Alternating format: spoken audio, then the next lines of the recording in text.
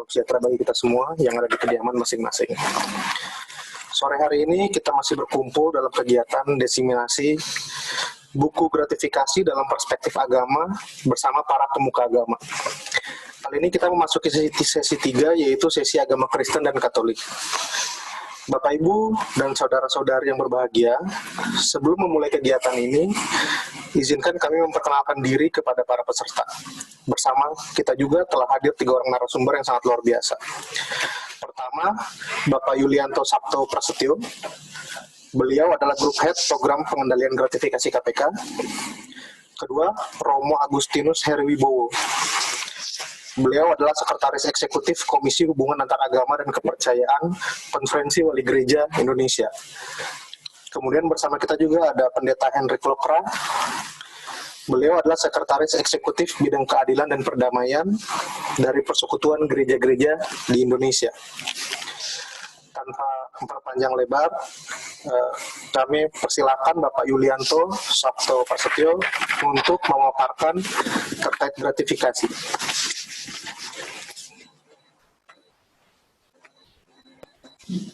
Baik.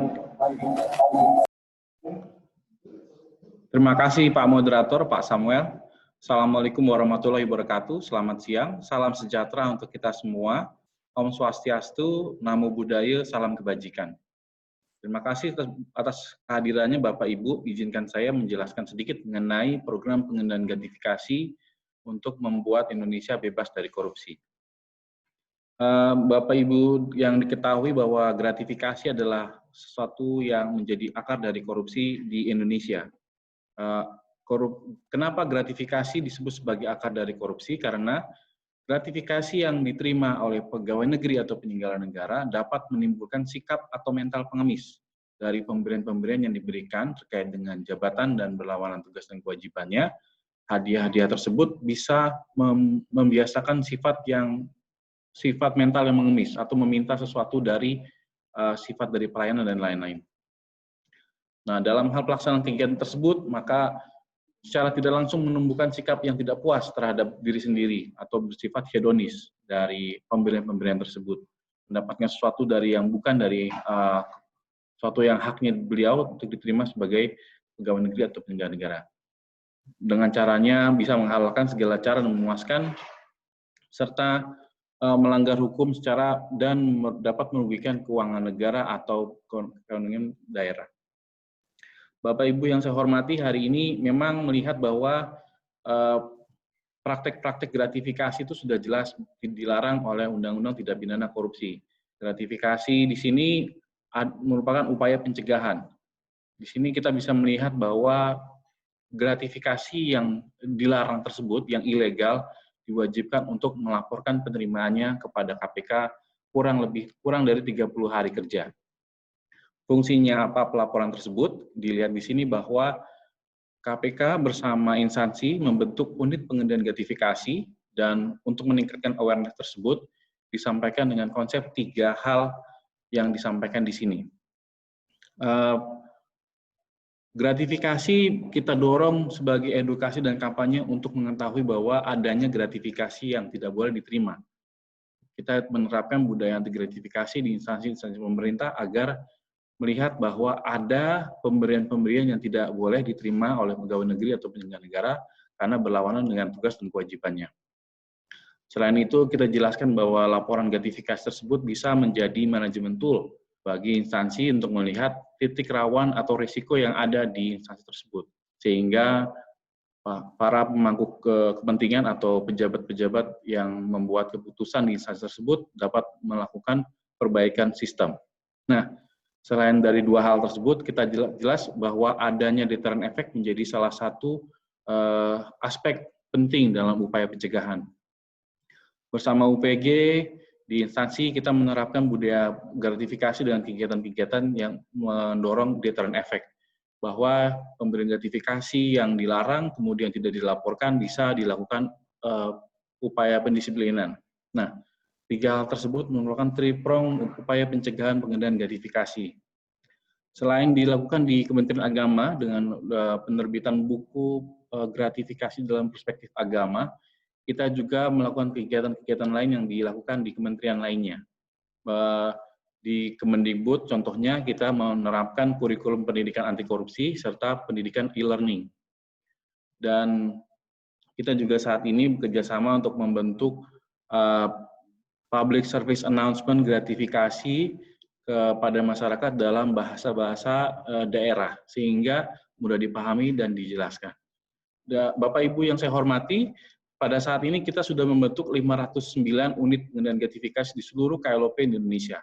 Jadi paling tidak dalam rangka sosialisasi, penyuluhan gratifikasi, tidak harus ke KPK, tapi teman-teman di instansi pemerintah, baiknya di pengawasan atau di unit kepatuhan, mereka sudah memahami apa itu gratifikasi dan bagaimana melakukan pencegahan korupsi. Nah, apa saja tugas di unit pengendalian gratifikasi, tidak hanya terkait dengan administrasi, namun kita melihat bahwa UPG sebagai peranan penting, sebagai ujung tombak dari upaya pencegahan, adalah melakukan upaya diseminasi kepada internal maupun eksternal di instansi untuk penerapan pencegahan melalui program pengendalian gratifikasi.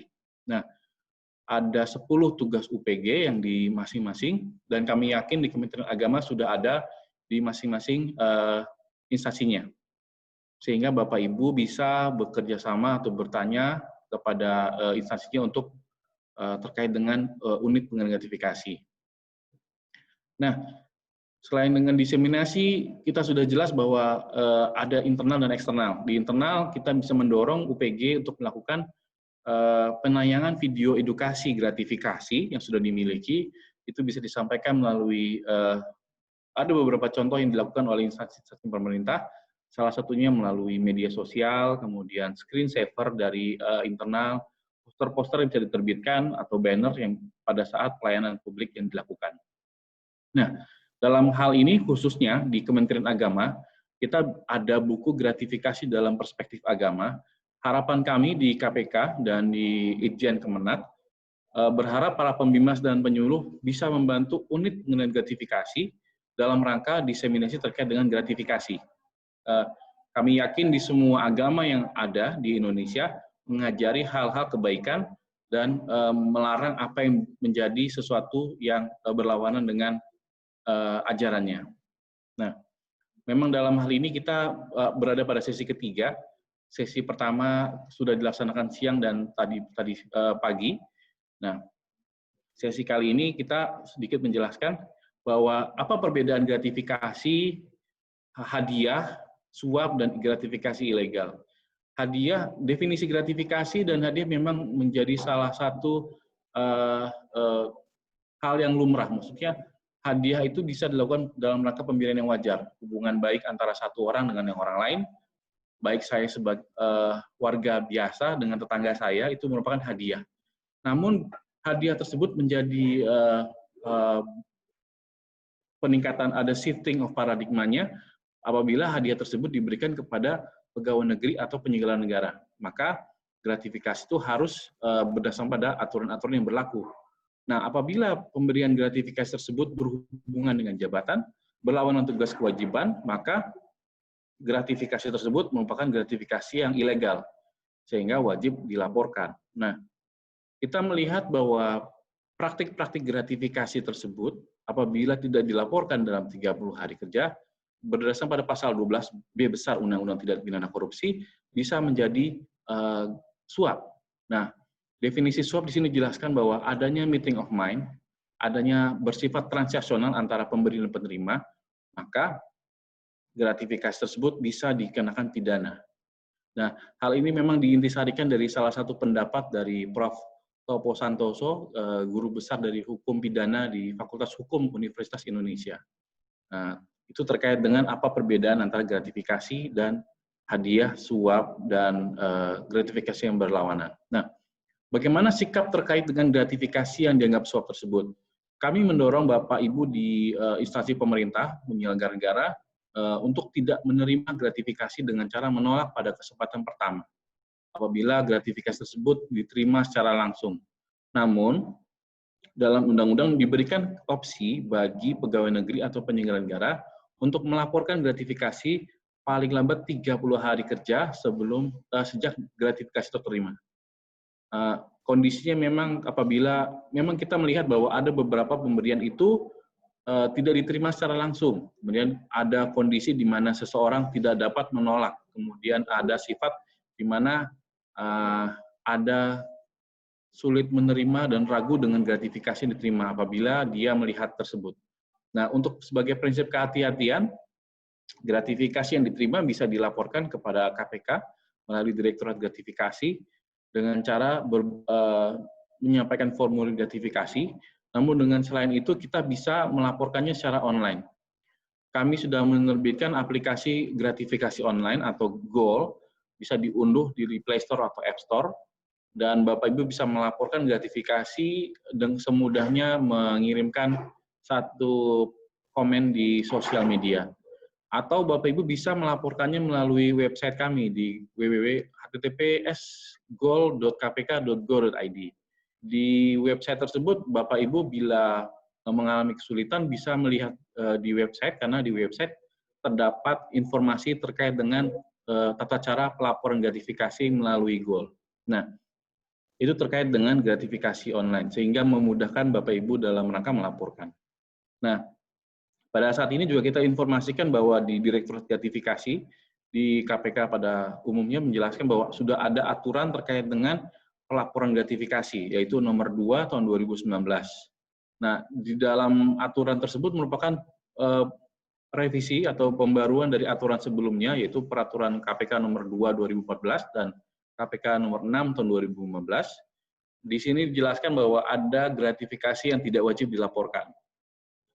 Sebelumnya memang ada 11 peristiwa gratifikasi yang tidak wajib dilaporkan, namun di 2019 terdapat 17 buah laporan gratifikasi yang tidak wajib dilaporkan, sehingga memudahkan bagi pelapor untuk memfilter laporan yang akan disampaikan. Selanjutnya, nah, Bapak Ibu, dari kami juga menyediakan fasilitas e-learning mengenai apa itu gratifikasi, bisa melalui e-learning gratifikasi. Bisa diakses di kapan saja atau mudah dan dapat sertifikat terkait dengan e-learning tersebut. Mohon maaf. Nah, baik Bapak Ibu, terkait dengan gratifikasi, bisa mungkin saat ini sampai seperti itu dulu. Waktu dan tempat kami kembalikan ke Pak Moderator, Pak Samuel, silakan. Terima kasih Pak Sabto atas paparannya.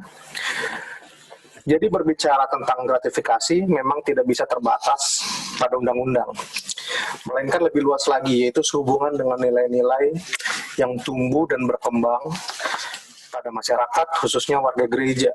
Maka dari itu, bersama Romo Heri dan Pendeta Henry, kita akan mendengar bagaimana nilai-nilai kekristenan yang sepatutnya diadopsi oleh warga gereja. Pertama-tama kami persilakan kepada Romo Heri untuk memaparkannya. Terima kasih. Ibu Bapak, saudari-saudara setanah air, selamat siang, damai sejahtera untuk kita semua. Saya akan mencoba menyampaikan materi gratifikasi dalam perspektif agama Katolik. Memang kata gratifikasi ini sendiri tentu tidak ada dalam kata-kata yang tertuang dalam kitab suci.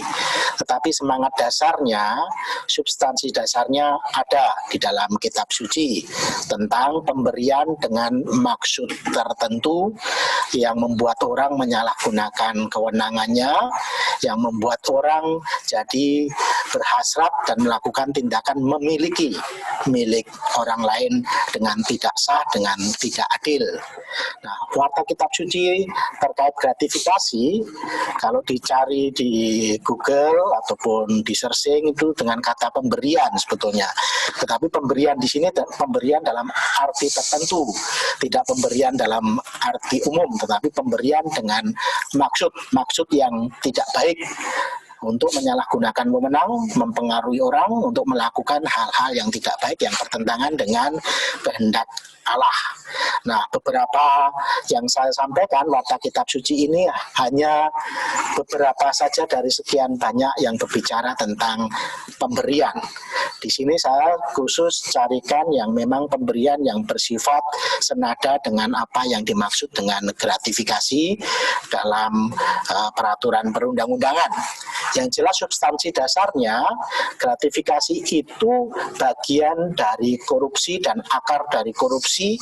Kalau dalam bahasa kitab suci substansi dasarnya itu jangan mencuri. Gratifikasi itu bibit akar permulaan untuk melakukan tindakan mencuri. Mencuri itu berarti melanggar perintah Allah. Karena Tuhan itu memberikan semua yang baik, kesejahteraan untuk semua orang, tidak hanya untuk orang tertentu ataupun golongan tertentu ataupun kelompok tertentu, tetapi membahagiakan semua umat manusia. Itu juga melanggar perintah yang ke-10. Jangan ingin akan milik sesamamu manusia secara tidak adil. Itu perintah Allah ke-10. Lalu juga Keluaran 23 ayat 8, gratifikasi sebagai suap, jelas sekali dikatakan, suap janganlah kau terima, sebab suap membuat buta mata orang-orang yang melihat dan memutarbalikkan perkara orang-orang yang benar.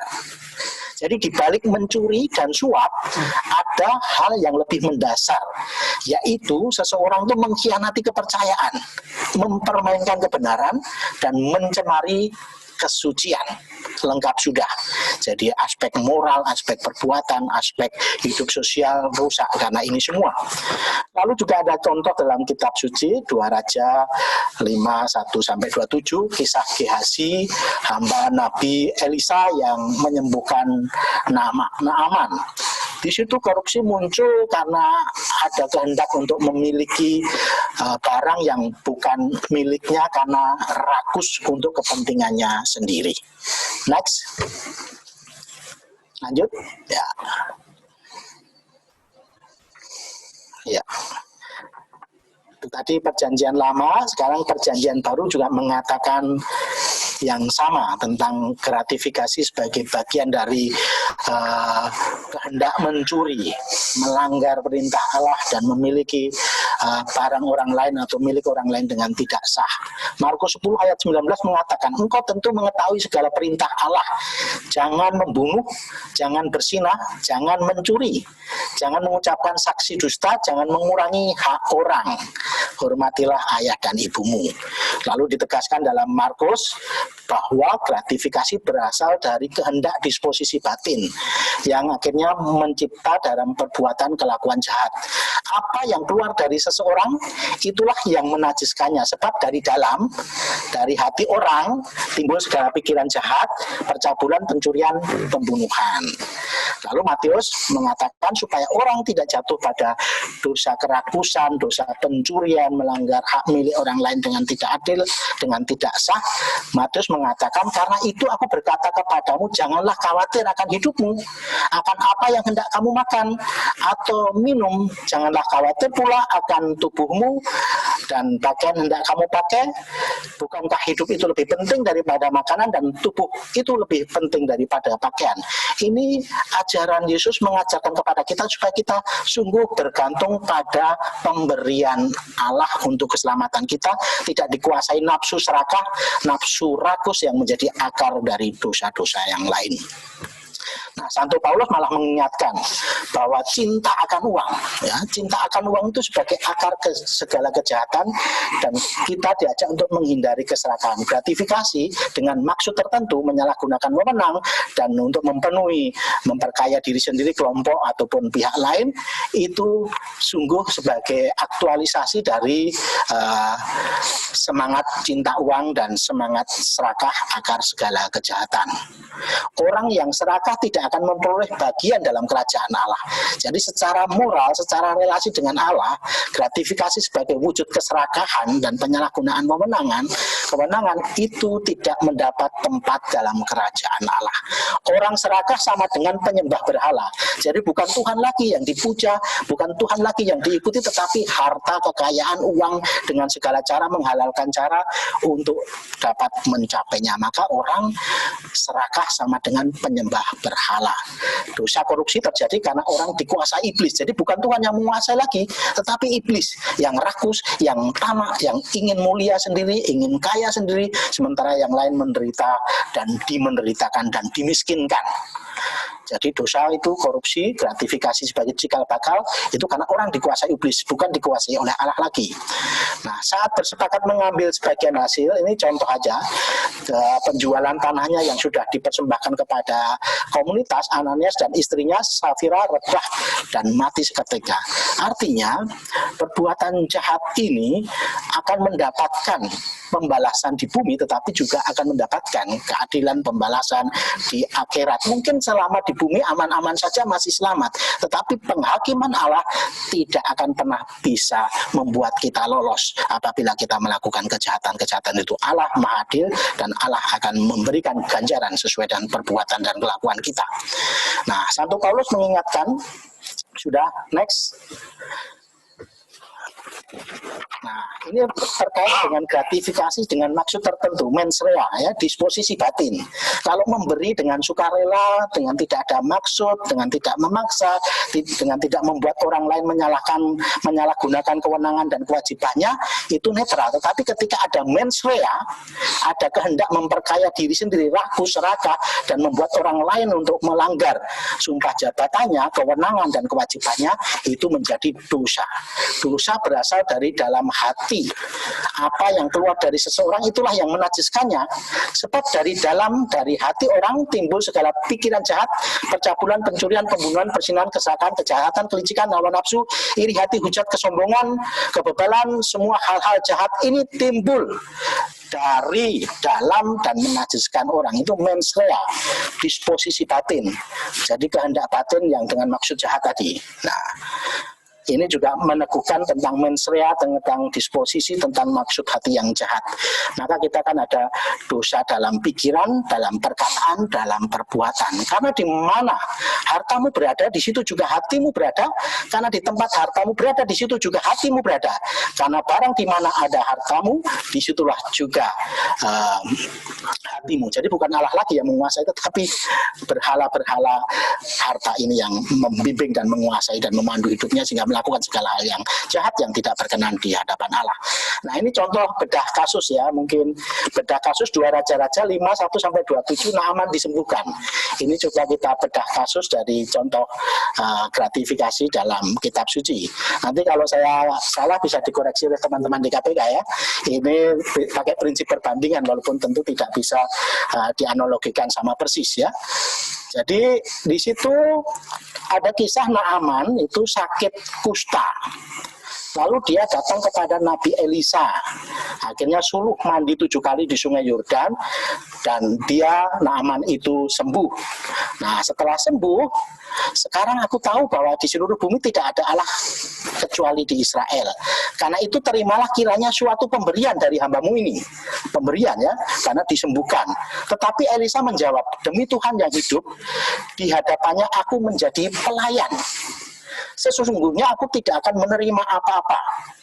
Dan walaupun Naaman mendesaknya supaya menerima sesuatu, ia tetap menolak. Artinya di sini si Elisa itu menjalankan tugas kewajiban bahwa dia melayani dengan cuma-cuma sebagai nabi, sebagai pelayan umat, itu memberikan kemurahan hati Allah.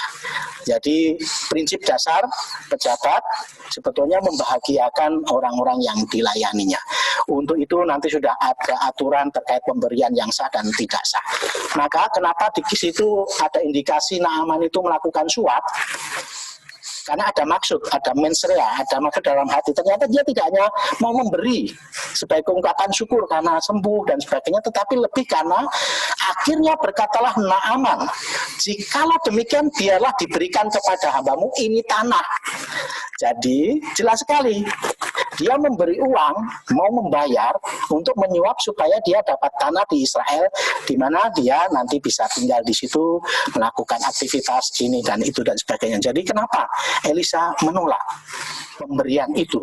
Karena ada maksud di luar tugas dan wewenangnya untuk menyampaikan suara-suara Allah dan melayani jemaat, ya ini urusan tanah. Maka ini dalam tafsir mens reanya Naaman ada maksud memberi itu untuk supaya dapat tanah. Maka dalam posisi akhir Elisa jelas sekali, pergilah dengan selamat. Artinya pertobatannya diterima, tetapi perbuatannya itu yang tanda petik menyuap dan ada kehendak untuk memiliki sesuai dengan kewenangan, tidak sesuai dengan kewenangan Elisa itu ditolak. Jadi pertobatannya diterima, tetapi perbuatannya yang tidak sesuai dengan prinsip dasar jabatan itu ditolak. Itu sikap Elisa. Jadi di situ nanti bisa dikoreksi teman-teman KPK, indikasi suap ketika pemberian dengan maksud untuk mempengaruhi kebijakan ataupun keputusan ataupun seseorang yang menjabat posisi tertentu untuk menyalahgunakan wewenang dan kewajibannya. Jadi bandingkan pasal 12B ayat 1 sekian, setiap gratifikasi kepada pegawai negeri atau penyelenggara negara dianggap pemberian suap apabila berhubungan dengan jabatannya dan berlawanan dengan kewajiban atau tugasnya. Walaupun ini peraturan perundang-undangan, tetapi prinsip dasarnya itu kan menyalahgunakan wewenang, memberi dengan maksud keuntungan diri sendiri. Dan memang belum diatur dalam undang-undang karena itu ranah yang spesifik tertentu, tetapi dalam peraturan prinsip dasar semangat kerakusan, semangat dosa, semangat kesalahan, semangat kejahatan itu ada dalam memperkaya diri sendiri ataupun orang lain dan membuat orang lain menyalahgunakan kewenangan ataupun jabatan ataupun kewajiban. Nah, mens rea Gehazi sudah ini terkait dengan tadi Naaman sudah mungkin kalau diperbandingkan sebagai bentuk suap. Lalu Gehazi, jangan dulu, ya Gehazi juga punya mens rea, kehendak dan pikiran jahat. Berpikirlah Gehazi. Nah, di situ perbuatan jahat bermula dari pikiran jahat. Berpikirlah Gehazi. Bujang Elisa, abdi Allah, artinya dia punya posisi, punya jabatan sebagai ajudan ataupun sebagai bujang dari Elisa. Sesungguhnya Tuanku terlalu menyegani Naaman, orang Aram ini dengan tidak menerima persembahan yang dibawanya. Demi Tuhan yang hidup, sesungguhnya aku akan berlari mengejar. Jadi tidak hanya mens rea, sikap batin, tetapi perbuatannya sudah menjadi sempurna. Ketika dia mengejar dan meminta. Setelah meminta dia menerima, sudah lengkap sudah perbuatan jahatnya itu antara pikiran dan perbuatan sempurna, antara mens rea dan actus reus sudah lengkap sudah. Dengan persembahan itu di tangan dia disimpan di rumahnya. Nah, itu jadi Gehazi ini menyalahgunakan kewenangannya dengan pikiran dan perbuatan lengkap sudah, perbuatannya menjadi sempurna, mens rea dan actus reus. Next.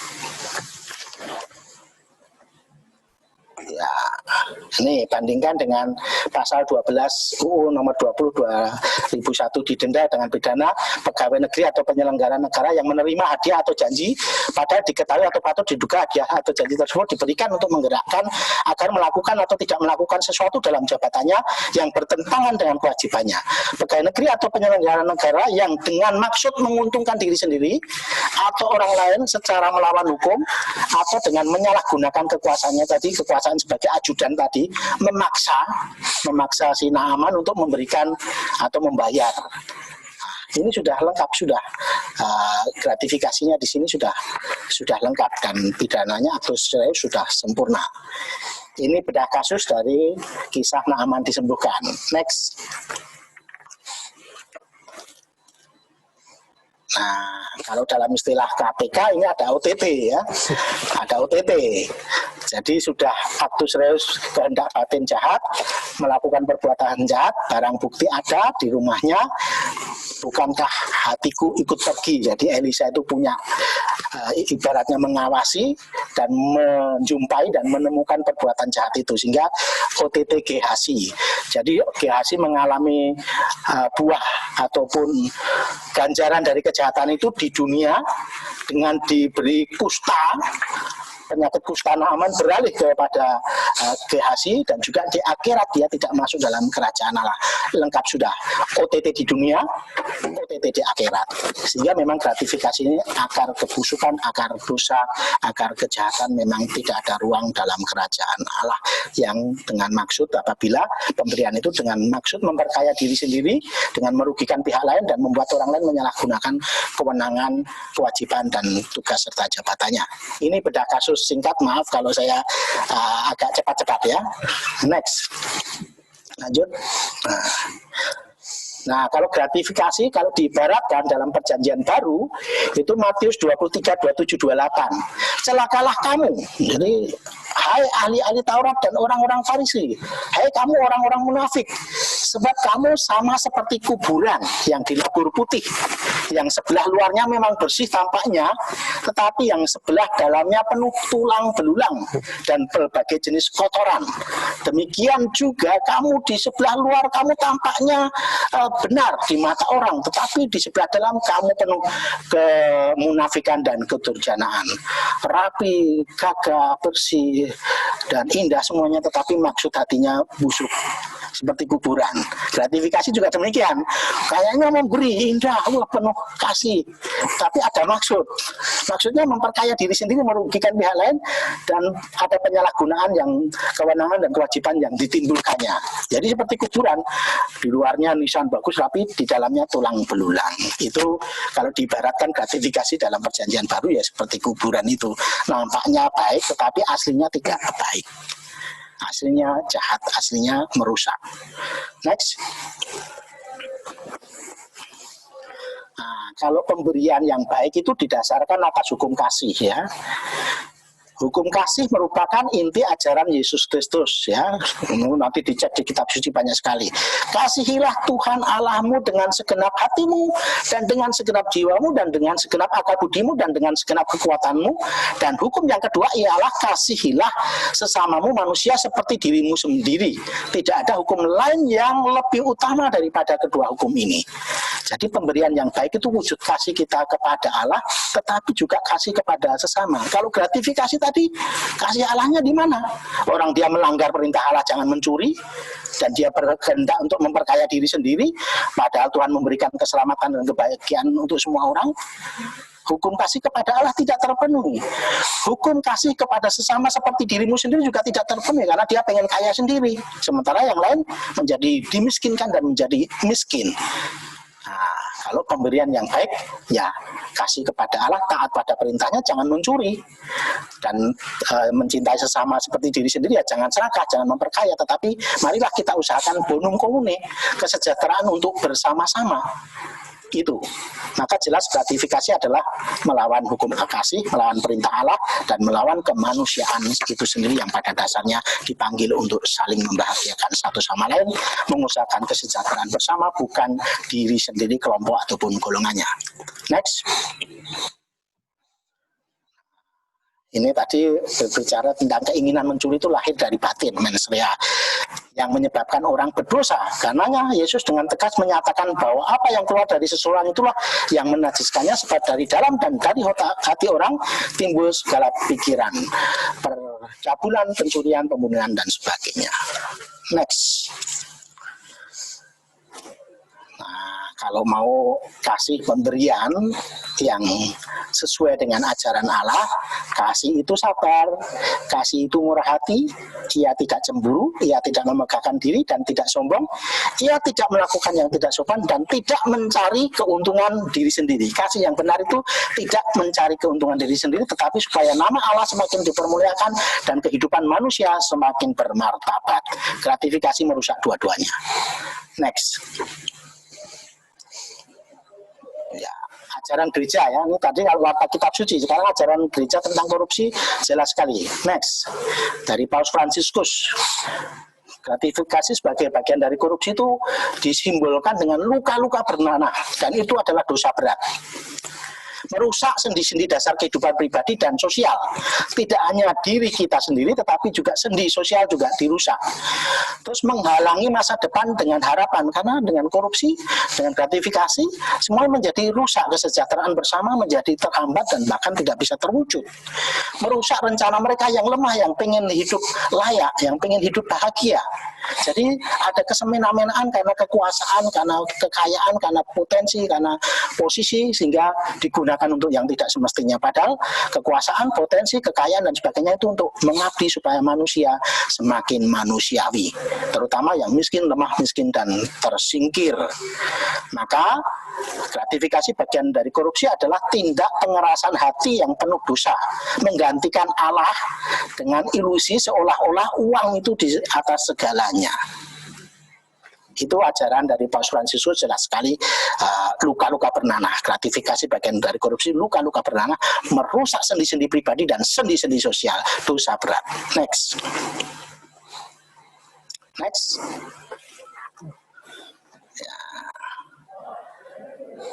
Ya itu tadi, ini tambahan-tambahan kiranya mungkin bisa cukup kalau waktunya sudah habis. Intinya perilaku koruptif, gratifikasi itu meniadakan keadilan sejati. Bumi dan segala isinya itu diciptakan dan dianugerahkan Tuhan bukan untuk golongan tertentu, tetapi bagi semua orang, sehingga terciptalah keselamatan dan kesejahteraan semua manusia. Nepotisme, korupsi, gratifikasi dan pemerasan tidak boleh kita biarkan, apalagi kalau didorong oleh keserakahan atau didukung oleh suatu jabatan dan kekuatan politik. Ini surat Gembala Prapaskah KWI 1993. Jadi kalau tadi dari pemimpin Katolik sedunia, Vatikan, sekarang konteks Indonesia juga senada. Itu saja dari saya, kiranya supaya tidak terjadi pengulangan redundant terus-menerus. Prinsipnya seperti yang sudah saya sampaikan. Semoga dapat diterima intisarinya dan menjadi jelas untuk ibu, bapak, saudari-saudara semuanya. Terima kasih. Terima kasih Romo Heri atas paparannya. Jadi kalau kita lihat di Alkitab itu semua teladannya itu udah begitu keras ya, Romo. Dari mulai Nabi Elisa menolak, Yesus pun mengingatkan secara keras. Bahkan dari ajaran gereja pun Fransiskus juga mengatakan bahwa itu luka-luka bernanah. Nah, sekarang kita akan berlanjut kepada Pendeta Hendrik Lokra. Kami persilahkan untuk memaparkan mengenai bagaimana gratifikasi dari sudut pandang agama Kristen. Ya. Baik, terima kasih moderator dan Bapak Ibu semua yang mengikutinya dari Zoom ya. Sebenarnya ini untungnya saya berbicara setelah Romo Heri. Jadi beliau sudah presentasi secara baik sekali dan saya kira Alkitab kita sama, jadi pastinya apa yang saya mau sampaikan sebetulnya sebagian besar sudah disampaikan oleh Romo, tetapi ya mungkin yang membedakannya adalah Romo mempresentasinya dalam bentuk PowerPoint, tapi dari PGI sebetulnya kami sudah siapkan videonya, jadi mungkin bisa ditampilkan ya.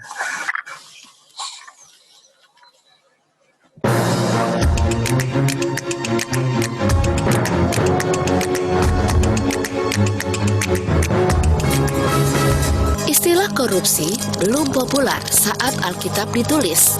Namun demikian, Alkitab mencatat perilaku korupsi melalui tokoh-tokoh dalam Alkitab. Kisah Adam dan Hawa diberi wewenang mengusahakan dan memelihara Taman Eden. Tetapi menyalahgunakan wewenang itu, mereka memakan buah yang dilarang Tuhan. Kisah Hofni dan Pinehas, anak-anak dari Imam Eli. Mereka diberi wewenang mengawasi korban persembahan umat. Namun, mereka mengambil bagian-bagian terbaik dari korban itu untuk kepentingan diri sendiri. Kisah Raja Daud menggunakan kekuasaannya dengan mengorbankan prajurit terbaiknya Uria dalam medan perang sehingga Daud bebas mengambil istrinya Uria, Betsheba. Yudas Iskariot merupakan pejabat yang diberi kepercayaan mengelola uang perbendaharaan yang ada. Namun Yudas Iskariot mengalami guncangan integritas dan moralitas. Yesus pun dijual setelah menerima suap dari lawan Yesus. Tidak hanya tokoh yang korupsi, namun juga ada tokoh yang menentang korupsi. Nabi Nathan menjalankan fungsi kenabiannya dengan menegur Raja Daud atas perilaku koruptifnya. Nabi Elisa, Nabi menolak uang dari Naaman yang meminta agar penyakit kustanya disembuhkan. Baginya, menyembuhkan orang sakit merupakan pelayanan bagi siapa saja yang membutuhkan. Ia bukan nabi murahan dan tidak dapat memanipulasi jabatannya untuk kepentingan pribadi. Melalui kisah-kisah di atas, Allah mengingatkan agar melakukan perlawanan terhadap korupsi. Berhati-hatilah dengan kekuasaan yang sedang dipercayakan Tuhan kepada Anda.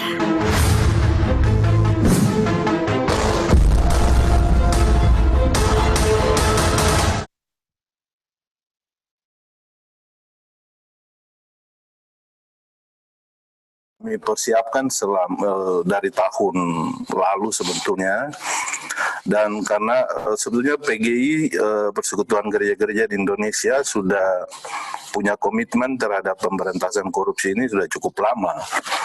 Dari persidangan-persidangan gereja, dalam catatan kami itu kami punya komitmen untuk pemberantasan korupsi ini sudah dilakukan sejak tahun 1964, kemudian pada persidangan-persidangan gerejawi yang melibatkan semua anggota PGI, bahkan kami keluarkan dalam bentuk pesan pastoral setiap perayaan Pasca, Natal gitu, untuk bagaimana warga gereja lebih menaati atau lebih mengetahui tanggung jawab panggilan moralnya untuk melawan korupsi. Jadi saya tidak mengulangi apa yang sudah disampaikan oleh Romo tadi dan deretan kasus-kasus atau pengalaman-pengalaman Alkitab yang menceritakan tentang korupsi, pemberian suap dan lain-lain itu, gratifikasi itu dalam pengalaman Alkitab itu semua ada. Maupun ada juga contoh-contoh cerita yang baik ya dalam Alkitab bahwa perbuatan melawan korupsi itu juga sudah ada dalam contoh-contoh Alkitab, itu semua dipaparkan. Cuma saya ingin, kami juga di PGI punya buku ini. Ini ada modul gereja melawan korupsi. Kami sudah siapkan buku ini dan kami juga berusaha untuk mensosialisasikannya kepada berbagai kalangan, tentunya pada warga gereja lebih utama. Karena dalam pengalaman perjalanan gereja-gereja di Indonesia yang tadi seperti saya ceritakan, meskipun isu pemberantasan korupsi ini menjadi komitmen gereja, tapi dia hanya sebatas pernyataan atau pesan pastoral, tetapi kami berpikir bagaimana supaya pernyataan pastoral ini bisa sungguh-sungguh turun ke lapangan, bisa menjadi bagian dari gaya hidup umat. Jadi tidak sekedar kita mempresentasikan dalam buku yang bagus seperti ini, lalu kita sebarkan, tetapi tidak dibaca. Kami berpikir untuk bagaimana menginternalisasikan nilai-nilai Alkitab untuk melawan korupsi itu, dan karena itu kami sudah melakukan beberapa kali percakapan dengan KPK, kerjasama dengan KPK, dan itu akan terus dilakukan ke depan supaya bagaimana penginternalisasian nilai-nilai di dalam Alkitab itu menjadi bagian dari gaya hidup umat dalam melawan korupsi. Sebab dalam pengalaman kami sebagai Persekutuan Gereja-Gereja Indonesia, menurut hemat kami melihat bahwa apapun pendefinisian terkait dengan korupsi, gratifikasi, suap, dan seterusnya, pendefinisian itu atau pengertian tentang korupsi, gratifikasi, dan seterusnya turunannya itu semua jantung daripada persoalan korupsi di Indonesia itu ada pada persoalan moral. Jadi tidak sekedar masalah hukum. Kalau hukum, orang mencuri sesuatu. Orang mencuri, misalnya saya mencuri duit dari dompetnya Romo. Ya ada duitnya. Katakanlah misalnya cuma berapa duitnya dari dompetnya Romo. Dengan saya mempengaruhi Romo untuk kita menggolkan satu kebijakan. Itu beda, sama-sama statusnya korupsi, statusnya mencuri, tetapi levelnya untuk memberi pengertian terhadap itu kan beda. Tapi kembali lagi ke dalam perspektif Alkitab, saya kira persis seperti yang disampaikan oleh Romo, dan di dalam buku ini Bapak Ibu, Gereja Melawan Korupsi, kita dapat melihat semuanya. Itu jelas sekali. Akar kejahatan adalah cinta uang, ya. Kemudian jangan, di dalam 10 perintah Tuhan itu sudah dijelaskan, jangan mengingini barang sesamamu, jangan mengingini istrinya, bahkan itu semua dijelaskan di dalam Alkitab. Dan di bagian lain di dalam penjelasan Alkitab juga mengatakan bahwa yang boleh dilakukan itu aja, ada yang tidak boleh melanggar Alkitab karena korupsi. Kalau sekarang kita menggunakan bahasa extraordinary crime sebagai suatu kejahatan yang luar biasa, tapi dalam Alkitab juga sudah dikatakan bahwa korupsi itu membuat orang menjadi berdosa, ya. Akar dari korupsi atau korupsi itu sendiri adalah perbuatan dosa, karena sebetulnya dia merusak tatanan. Dia merusak tatanan daripada suatu masyarakat, dan dia berakibat buruk kepada semua komunitas ciptaan Allah lainnya. Dan karena itu kami juga sebagai Persekutuan Gereja-Gereja di Indonesia terus mendorong dan mengangkat tema-tema terkait dengan permasalahan korupsi ini. Misalnya akar dari semua itu apa sih? Moral dari semua itu sebenarnya di mana? Kami melihat bahwa moral dari semua itu adalah pada kerakusan. Kerakusan yang membuat kita menjadi tidak puas dengan apa yang kita punya, dan kita mengingini sesuatu yang bukan milik kita. Untuk membahasakan itu, ya, kerakusan, dan itu kami memilih kata ugahari. Bagaimana supaya orang bisa hidup tahu cukup dengan apa yang Tuhan berikan kepada dirinya, dan itu yang terus diajarkan dari waktu ke waktu kepada umat, terutama warga gereja anggota PGI. Dan karena kami berpikir, Romo, bahwa yang masih kurang dari proses kita untuk mensosialisasikan nilai-nilai anti korupsi di tengah bangsa ini adalah bagaimana membuat isu anti korupsi itu menjadi budaya. Dia menjadi moralitas publik. Itu yang masih kurang. Sehingga katakanlah kalau kita berkhotbah di mimbar atau mengajarkan terkait dengan etos anti korupsi dan seterusnya, tetapi kalau dia tidak mewujud dalam moralitas anti korupsi, nah itu yang jadi masalah. Makanya kami berusaha untuk menekankan di sini pedagogi anti korupsi.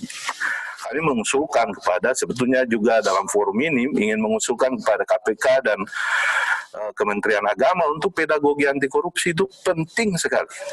Sejak anak-anak masih kecil itu sudah dibiasakan untuk melawan korupsi. Di dalam buku ini misalnya kami jelaskan tentang bagaimana sikap hidup jujur. Anak-anak itu harus jujur, anak harus disiplin, ya. Bagaimana membuang sampah di tempatnya. Nilai-nilai seperti itu, yang sederhana itu yang harus jadi gaya hidup. Supaya korupsi dengan segala konstruk pemikiran, teori, dan segala macam itu dirumuskan dengan bahasa yang sederhana pada mereka, supaya mereka mengerti dan bagaimana hidup, punya gaya hidup anti korupsi, itu yang paling penting. Sehingga kadang orang membaca firman Tuhan, membaca Alkitab, tapi menurunkannya dalam bentuk praktis, itu yang selalu kadang-kadang mengalami kesulitan. Karena itu mereka butuh pelayan firman, butuh teolog, butuh pengajar di sekolah minggu, ya, misalnya untuk anak-anak, dan butuh para pendeta, romo, dan seterusnya. Jadi saya kira saya ingin menekankan di sini adalah moralitas anti korupsi, itu yang penting, yang harus menjadi semangat, karena saya rasa dari percakapan mungkin webinar sebelumnya dari agama Islam, Konghucu, Hindu, Buddha dan lain-lain, set pemahaman Alkitab atau nilai-nilai pemahaman agama-agama atau nilai-nilai keagamaan tentang perjuangan untuk melawan korupsi atau anti korupsi itu saya kira tidak berbeda lah secara substansial. Intinya kita semua menolak perbuatan korupsi, dan karena itu nilai-nilai budaya anti korupsi itu yang sedang menjadi pergumulan kita bersama di tengah bangsa ini. Mungkin itu beberapa, nanti kita bisa perdalam dalam jam. Terima kasih Pak Pendeta Henry. Kalau yang saya tangkap yang menarik adalah bahwa moralitas anti korupsi itu yang penting ditanamkan sejak dini. Memang benar kalau bicara hukum yang efektif itu hukum yang sudah mengakar, yang sudah berkembang sendiri dari masyarakatnya, baru diimplementasikan gitu. Jadi hukum, pemahaman ekonomi tentang anti korupsi, psikologi dan segala macam, rasanya perlu untuk menambahkan moralitas anti korupsi. Karena kalau bicara dampak daripada ekonomi dari perbuatan korupsi itu adalah merugikan kerugian negara kan. Tetapi kalau kita bicara ke depannya seperti apa? Apa kita hanya berhenti pada definisi? Lalu korupsi terus terjadi gitu. Yang kita persoalkan adalah bagaimana membangun moralitas anti korupsi supaya akar jantung daripada persoalan ini bisa selesai. Kita ke sana tujuannya. Baik. Tadi dalam paparan juga Romo sempat memberikan ayat 1 Korintus 13 ayat 4-5 bahwa salah satu ciri melihat pemberian itu tulus dengan kasih atau tidak adalah apakah dia menguntungkan diri atau tidak. Bagaimana tanggapan Pendeta Henry terkait itu? Apakah ada lagi indikatornya atau bagaimana? Kalau di dalam ajaran Kristen itu banyak ya, Alkitab menjadi referensi, dan di dalam Alkitab ditulis dengan sangat tepat, bawalah persembahan persepuluhan ke dalam rumah perbendaharaan supaya ada persediaan makanan, dan ujilah aku apakah aku tidak akan membuka tingkap-tingkap langit bagi kamu.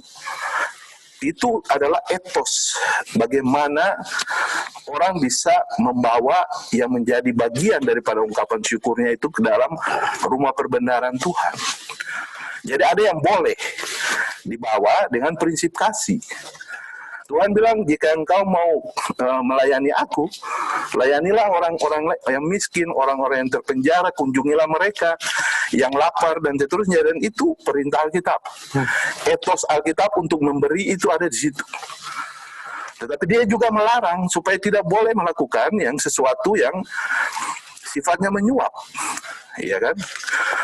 Perbuatan suap itu dibenci sama Tuhan. Di Keluaran tadi sudah dijelaskan dengan tegas sekali, apalagi menggunakan tadi bedah kasus Alkitab seperti yang disampaikan oleh Romo, menarik sekali yang kasus Raja Elisa tadi dan Naaman. Nah, itu posisi mereka seperti itu. Jangan menggunakan posisi untuk mempengaruhi orang lain, memberi suap kepada orang lain. Kalau dia mau membawa persembahan persepuluhannya ke dalam rumah perbendaharaan untuk dikelola, untuk menjadi kemaslahatan bagi banyak orang, karena keberpihakan Yesus juga adalah keberpihakan kepada orang-orang miskin. Ke sana, ke janda, duda, yatim piatu dan segala macam. Disitulah dia berpihak untuk menunjukkan menunjukkan solidaritasnya kepada kaum yang tertindas gitu. Berarti kalau begitu Romo, kita kan pernah juga ada ayat Alkitab yang mengatakan bahwa cinta uang itu akar segala kejahatan ya. Sedangkan di ayat yang satunya lagi kita bilang Allah adalah kasih. Apakah dua sumber kasih ini sama? Tapi kenapa yang satu jahat, yang satu baik? Itu bagaimana kita menjelaskannya itu? Karena kan dengan cinta uang justru Allah menjadi tergeser. Tidak ada tempat lagi karena hati dan pikiran perbuatan kita isinya cuma uang. Allah jadi ya Allah yang sebetulnya selalu hadir menjadi tidak nampak dan tidak kita hidupi. Jadi cinta akan Allah digeser dengan cinta akan uang. Sama kalau kita sudah memegang gelas, ya kita nggak bisa memegang yang lain lagi.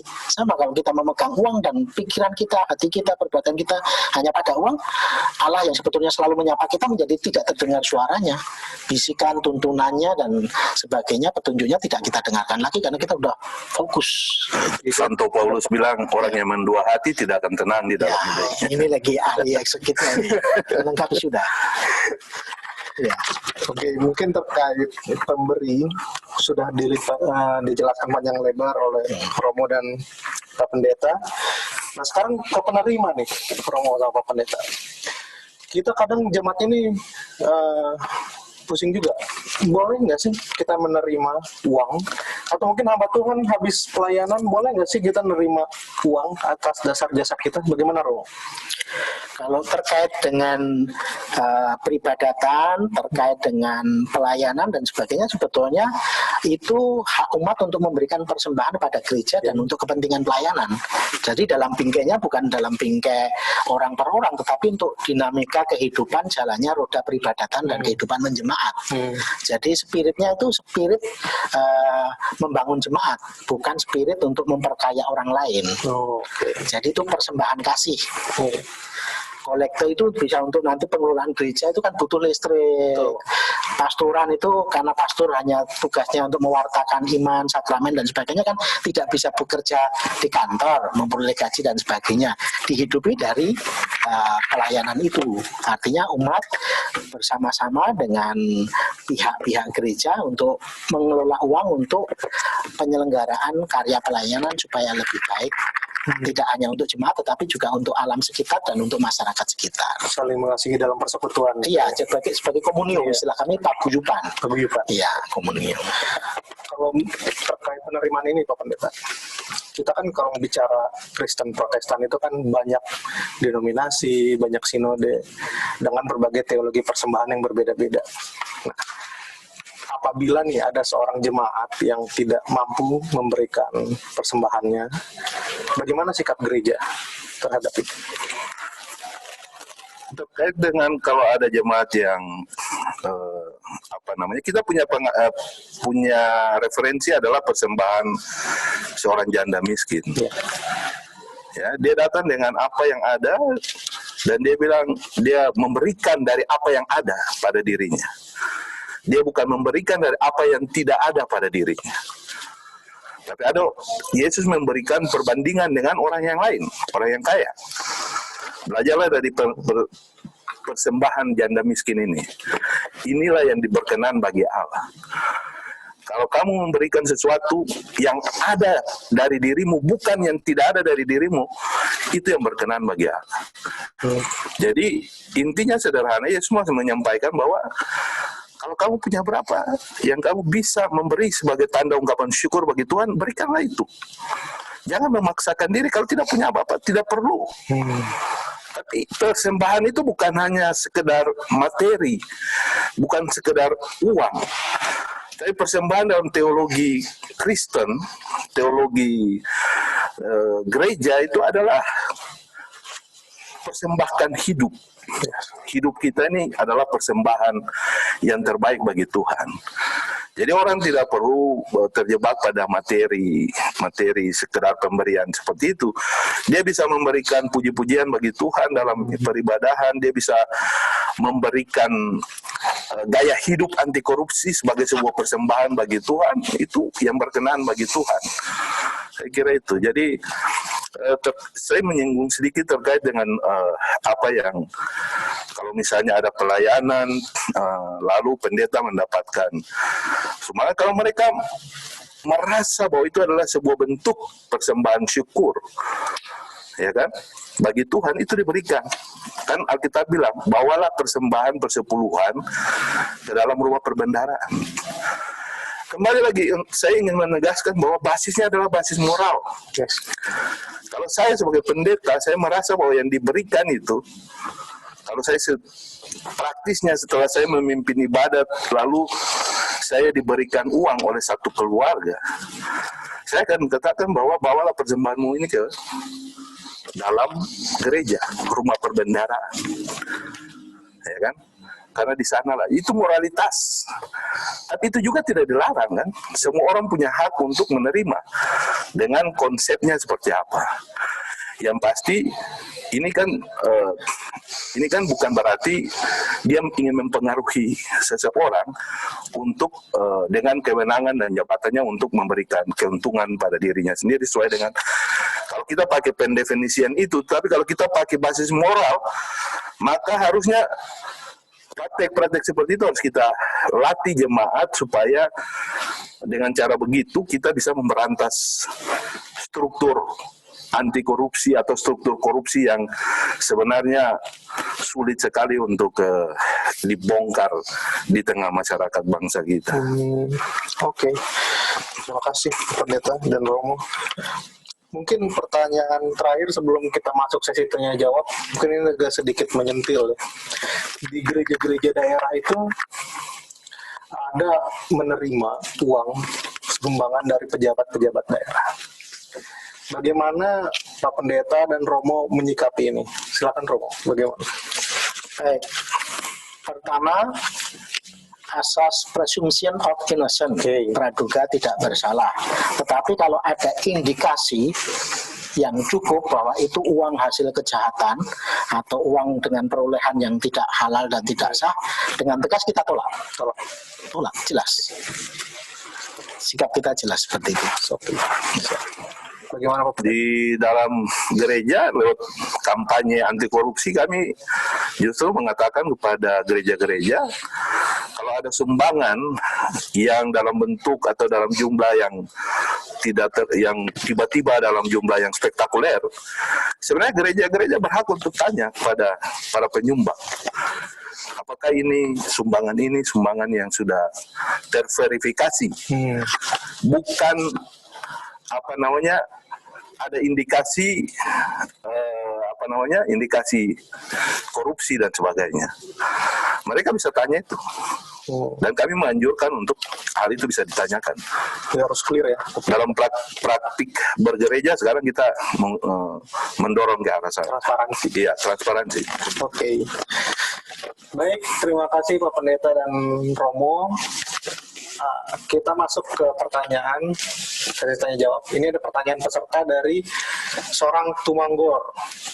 Kepada Romo Heri dan Bapak Pendeta, mohon penjelasan atas ayat kitab suci dalam Injil Lukas ini. Lukas 16 ayat 8. Lalu Tuhan itu memuji bendahara yang tidak jujur itu, karena ia telah bertindak dengan cerdik, sebab anak-anak dunia ini lebih cerdik terhadap sesamanya daripada anak-anak terang. Ayat 9, dan aku berkata kepadamu, ikatlah persahabatan dengan mempergunakan mamon yang tidak jujur, supaya jika mamon itu tidak dapat menolong lagi, kamu diterima di dalam kemah abadi. Tentang mamon ini. Bagaimana Pak Pendeta? Romo. Oh, Romo dulu. Boleh. Ini ahlinya ya. Romo ahlinya mamon. Jadi dalam perikop ini, itu yang dipuji itu bukan ketidakjujurannya, tetapi kecerdikannya, bagaimana dia menggunakan barang yang fana itu untuk membangun kesejahteraan bersama. Yang utang, terlilit, tertindas dan sebagainya itu mengalami pembebasan. Jadi utang itu tidak untuk si bendahara itu, tapi untuk membebaskan orang-orang yang kesusahan, keberatan. Ibaratnya ada hero. Istilahnya apa itu? Peringanan tuh. Kalau dalam pajak ada pemutihan dan sebagainya itu kan tidak dimaksudkan untuk dianya, tetapi dimaksudkan untuk supaya orang-orang yang kesusahan itu bisa pulih secara perekonomiannya. Jadi yang dipuji itu bukan ketidakjujurannya, tetapi dia cerdiknya itu barang yang fana, yang akan habis, akan hilang dan tidak abadi ini digunakan untuk membangun keselamatan banyak pihak. Jadi berbaginya itu loh. Kalau yang korupsi gratifikasi itu kan fokus pada uang untuk dirinya. Nah ini kebalikannya, dia uang itu untuk membangun kesejahteraan bersama, bonum komune bersama. Jadi sebetulnya penekanannya bukan pada ketidakjujurannya, tapi kecerdikannya untuk menggunakan uang itu menjadi berkat untuk banyak orang, bukan untuk kepentingan diri sendiri. Kalau mau dibedah lagi memang ada berbagai tafsir ya, tetapi yang sebetulnya yang mau dipuji itu bukan ketidakjujurannya, tetapi kecerdikannya. Itu poin-poinnya pesannya itu ya Pak Pendeta ya. Cerdik seperti ular, terus seperti merpati. Gitu. Pak Pendeta. Kurang lebih penjelasannya seperti Romo, konteks setting daripada perikop ini kan menjelaskan bukan sekedar ketidakjujuran, tapi bagaimana dia sebagai bendahara dia bisa cerdik ini bahasa yang agak konotasinya negatif, tetapi bagaimana dia bisa mengatur secara baik supaya semua orang bisa dapat pelayanan yang memadai gitu. Ya. Jadi intinya di kemah abadi itu artinya dunia fana ini akan lenyap, makan bumi, kemah kita di bumi akan dibongkar, tetapi tanah air sejati kita yang kita tuju, artinya kita mau selamat bareng-bareng menuju keabadian, menuju kehidupan yang kekal. Bagaimana kita memanfaatkan barang yang fana itu untuk membangun keselamatan abadi. Poinnya di situ, bukan pada ketidakjujurannya, tetapi pada kecerdikannya yang menyadari bahwa barang-barang ini kekayaan berapapun jumlahnya itu akan lenyap. Tetapi iman kita kepada Allah itu akan terus kita bawa sampai mati. Jadi endingnya itu eskatologisnya abadinya itu yang disasar. Jadi bagaimana mensikapi harta benda itu bukan untuk membinasakan kita, tetapi untuk membangun kehidupan. Tapi kita nggak bisa juga untuk membaca Alkitab itu per ayat seperti ini ya. Karena dia punya perikopnya lain. Ini kan sudah jelas-jelas di dalam Alkitab itu perintahnya adalah jangan mencintai uang. Nggak boleh mencintai uang. Jadi bisa dimaknai sebagai semacam bahasa sarkastik. Kalau kamu berteman dengan itu, kamu tidak akan mencapai kehidupan abadi dan kekal. Jadi Alkitab juga punya bahasa kesusastraan yang sarkastik sifatnya, menyindir orang. Berarti memang bukan mencintai barang fana, tapi memanfaatkan barang fana untuk kemajuan kita dalam dengan cara yang benar, bukan dengan cara yang tidak benar. Ya, itu Mamon itu tidak bisa menolong. Sudah dijelaskan di situ. Sudah jelas di situ. Ya. Oke, begitu saudara seorang. Sekarang kita masuk ke pertanyaan Esteria Manurung. Izin bertanya Pak, moralitas anti korupsi perlu dan sangat penting agar menjadi satu karakter bagi setiap umat, terutama bagi umat Kristen. Ada kata yang mengatakan menjadi seorang yang berkarakter atau pemimpin yang berkarakter semakin lama semakin menyerupai karakter Kristus. Apabila dihubungkan dengan hal yang ada di lapangan, sudah tidak rahasia lagi tentang korupsi ini, sangat susah untuk dihapuskan. Bagaimana kira-kira ini Pak? Mohon pencerahannya. Silakan Pak Pendeta. Baik, jadi yang saya maksudkan ya moralitas anti korupsi itu jantung daripada sebuah peradaban ya. Jadi sebuah peradaban. Kalau kita bicara anti korupsi atau korupsi dari bedah masalah hukum, kita bicara soal itu tadi perbuatan-perbuatan melanggar hukum tadi. Dan bicara dari segi ekonomi terkait dengan kerugian negara dan seterusnya. Ada bicara masalah etika deontologis, etika teologis dan segala macam. Tetapi intinya di sini, intinya semua daripada itu adalah kalau misalnya orang melanggar hukum dalam melakukan perbuatan tindak pidana korupsi, pertanyaannya terus apakah selesai masalah korupsinya? Kan tidak pernah selesai. Karena apa? Karena yang tidak pernah disentuh itu adalah moralitas anti korupsi. Moralitas anti korupsi itu adalah bagaimana membangun budaya sejak anak-anak itu masih kecil. Sejak anak-anak itu masih kecil di sekolah minggu, dan ini kita harus install di dalam kurikulum sekolah minggu bila perlu. Dari orang masih SD sampai mereka besar. Karena ketika kita menginstal misalnya budaya hidup jujur, itu dia akan ingat sampai dia lanjut usia. Seorang anak itu akan ingat sampai dia lanjut usia kalau dia diinstal pemikiran, saya ini harus hidup jujur. Saya nggak boleh buang sampah sembarangan. Saya harus disiplin dan seterusnya. Nilai-nilai seperti itu yang saya maksudkan dengan moralitas. Karena dengan begitu mereka akan tumbuh dan mereka menjadi orang-orang yang sangat tangguh. Kalau mereka dikasih sesuatu yang tidak sesuai dengan gaya hidup itu dan nilai-nilai Alkitab seperti itu, dia akan tolak. Itu yang penting dari. Jadi saya kira memang meskipun ini sudah lama dan ini ini menjadi perjuangan bersama kita, karena itu saya rasa KPK dan Kementerian Agama melakukan program ini sebenarnya dalam rangka ke sana. Karena saya tahu bahwa KPK sangat sadar bahwa pemberantasan tindak pidana korupsi tidak hanya melulu persoalan hukum. Dan mereka sangat sadar bahwa ini persoalan moral, dan karena itu pelibatan lembaga-lembaga agama dan stakeholder masyarakat sipil yang lain menjadi sangat penting sekarang ini. Kira-kira begitu. Berarti memang persoalan pemberantasan korupsi tidak bisa selesai di hari H, tapi muncul dari generasi berikutnya, dari sejak dini ditanamkan sampai ketika dia kelak menjadi matang, dia akan tidak mau lagi korupsi. Ya, dari sejak anak-anak itu kecil sebenarnya nilai-nilai itu sudah harus ditanam kepada mereka. Itu namanya membangun budaya gaya hidup anti korupsi sebenarnya. Ya. Kalau kita bicara dalam konteks anti korupsi ya, kira-kira begitu ya Romo ya. Bagaimana Romo? Ada tambahan terkait ini? Sudah lebih dari cukup. Mungkin satu pertanyaan terakhir ya. Dari Justince Tempa Dirangga. Justince Tempa Dirangga. Saya sebagai penyuluh agama Kristen dan saya juga adalah pendeta. Karena itu di jemaat saya diberi kesempatan untuk melayani. Dan seandainya tugas kependetaan saya diberi ucapan terima kasih oleh jemaat dalam bentuk uang, apakah itu termasuk gratifikasi? Oh tadi, bagaimana? Gratifikasi kan penjelasannya jelas. Memberikan dengan motivasi dan mempengaruhi orang lain dengan posisi dan jabatannya. Yang saya katakan tadi, misalnya kalau kasus terjadi seperti ini, kalau saya pakai moral teologi saya, maka saya akan tolak. Tapi kalau saya tidak pakai moral, terima aja. Nggak ada masalah, nggak ada masalah hukum. Dan ini kan pemberian dan tidak mempengaruhi saya dengan posisi dan jabatannya kalau mengikuti definisi gratifikasi ya. Jadi nggak ada masalah. Cuma sekarang persoalan kita adalah moralitas seperti apa yang kita mau pertanggungjawabkan di hadapan Allah. Karena kita tahu bahwa apakah perbuatan seperti itu benar nggak?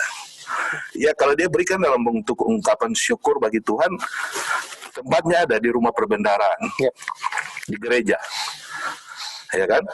Itu tapi itu ini kan penafsiran dari tiap katakanlah pendeta, dan ini cara berpikirnya tentu tidak sama dan saya tidak memaksakan itu. Cuman persoalan saya hari ini adalah ini sebuah bangunan moralitas.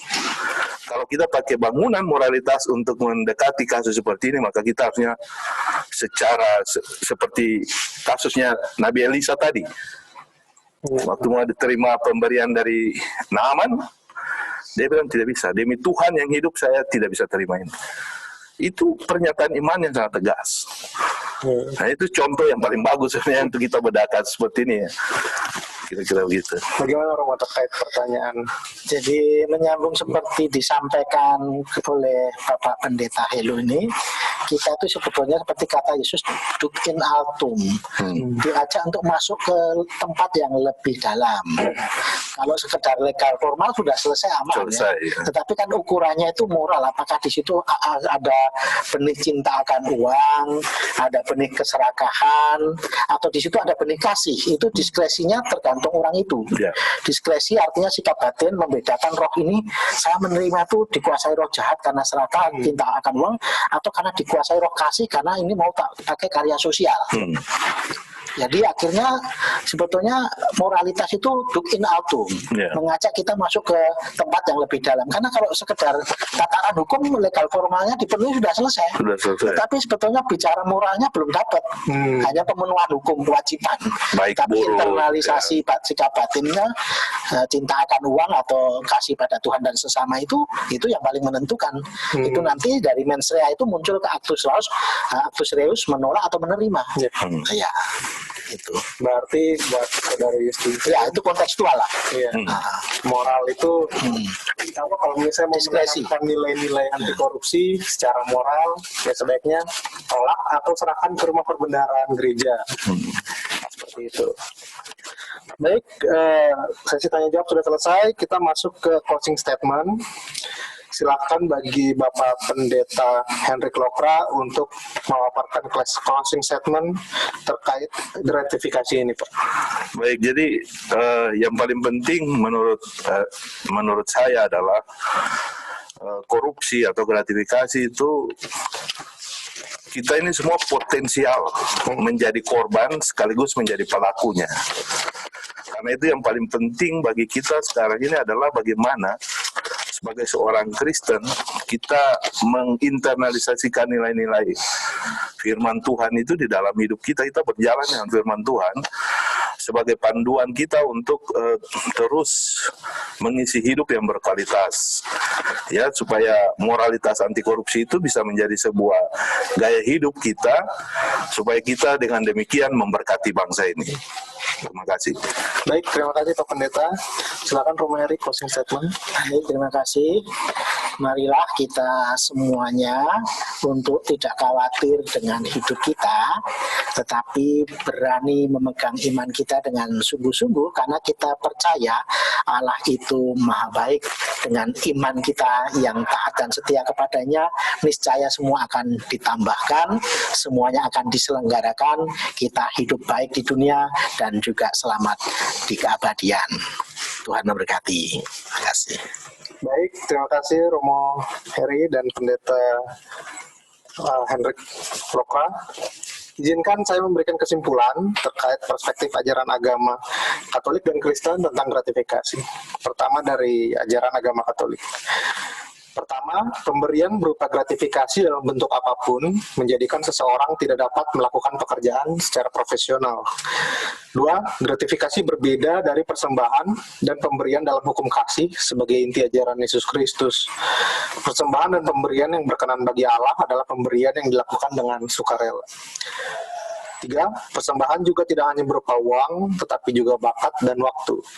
Persembahan dilakukan berdasarkan kasih kita kepada Tuhan, sehingga kita dapat mengasihi sesama dengan lebih baik. Salah satu penyebab gratifikasi dan korupsi adalah pendidikan agama yang terjadi masih dalam kegiatan formal dan belum sampai pada pembentukan moral siswa.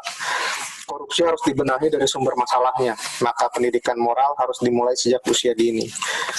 Kemudian dalam perspektif ajaran agama Kristen, kami sadar dari buku dan penjelasan Pak Pendeta, kami simpulkan, satu, memberkati dengan cara yang salah, tetap salah hasilnya. Dua, gratifikasi dimanfaatkan sebagai ajang di mana siapa yang paling banyak memberi akan didahulukan. Tiga, Allah memang menginginkan kita hidup dalam berkat-Nya, tetapi bukan untuk menjadi kaya dengan melegalkan segala cara. Ia benar-benar menginginkan kehidupan kita berhasil menurut kehendak-Nya. Empat, jika kita peka, kita akan mengetahui sebenarnya apakah ini benar, Tuhan yang memberi atau ada maksud tersembunyi dari balik pemberian itu, supaya pekerjaan berjalan mulus, supaya karir di kantor semakin naik, dan sebagainya. Yang terakhir, Tuhan membutuhkan motivasi yang benar dari seluruh apa yang kau kerjakan. Kami akan memberikan pesan-pesan anti korupsi kepada para peserta. Ada 4 pesan di sini. Yang pertama, berbagai agama yang ada di Indonesia secara umum telah memberikan gambaran dalam ajarannya mengenai bahaya gratifikasi yang dianggap suap. 2, jangan lagi dilakukan rasionalisasi atau pembenaran-pembenaran terkait gratifikasi yang dianggap suap melalui sisi agama. Karena ajaran semua agama yang ada di Indonesia secara tegas memberikan gambaran mengenai bahaya gratifikasi yang dianggap suap dan tidak membenarkan tindakan-tindakan yang jelas mengarah pada perbuatan korupsi tersebut. 3, tolak gratifikasi, laporkan melalui gratifikasi online dalam situs web go.kpk.go.id. 4, kita semua sebagai masyarakat yang beragama tentunya memiliki tanggung jawab moral untuk ikut memutus mata rantai gratifikasi yang menjadi akar korupsi. Baik, demikian kegiatan diseminasi buku gratifikasi dalam perspektif agama Kristen dan Katolik pada hari ini. Terima kasih atas partisipasi para peserta dan narasumber yang ada di studio. Kiranya kasih karunia Tuhan Yesus Kristus dan kasih Allah dan persekutuan Roh Kudus menyertai kita semua. Shalom. Assalamualaikum warahmatullahi wabarakatuh. Om Santi Santi Santi Om. Selamat sore. 3, 2, 1.